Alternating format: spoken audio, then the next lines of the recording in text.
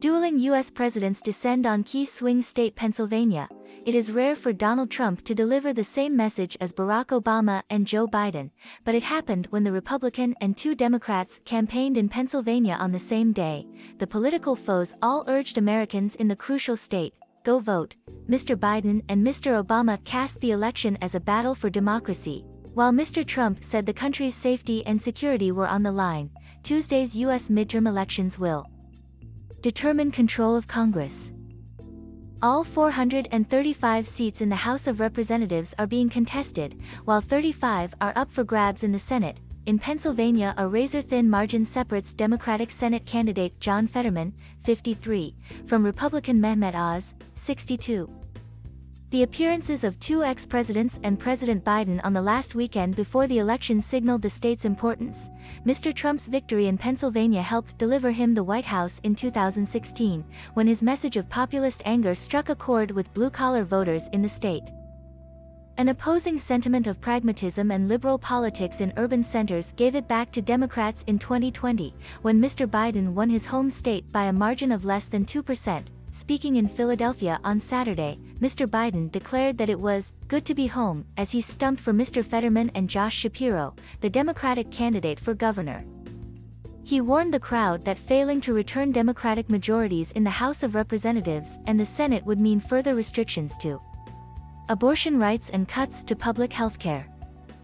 Though Democrats currently hold both chambers of Congress, they are expected to lose the House and are in a dead heat for control of the Senate, according to polls. Here in Philadelphia, a place that defines the soul of America, today we face an inflection point, Mr. Biden said.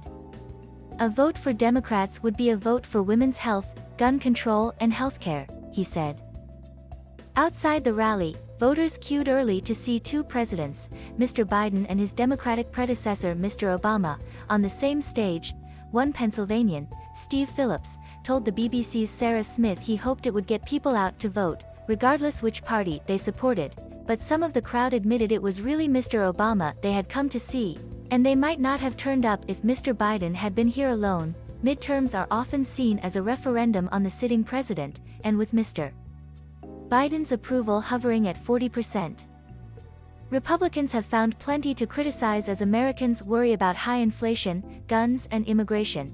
Some 250 miles, 402 kilometers, west of Philadelphia, Mr. Trump warned Pennsylvanians in the small town of Latrobe that continued Democratic control in Washington would lead to more crime and unfettered immigration. Supporters there, too, gathered hours early to see Mr. Trump. If you want safety and security for your family, you need to vote every single Democrat out of office, he said.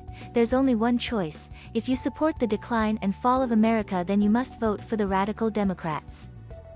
If you want to stop the destruction of our country, then you must vote Republican in a giant red wave. The former Republican president also hinted again at the possibility of running for office in 2024, even as he has continued to make false claims that the U.S. election system is fraudulent. The election was rigged and stolen. It's a shame, Mr. Trump said. One attendee told RSBN, a conservative network, that he was there to support Mr. Trump because the former president had helped ensure that people could live a life without suppression and being told what we need to do.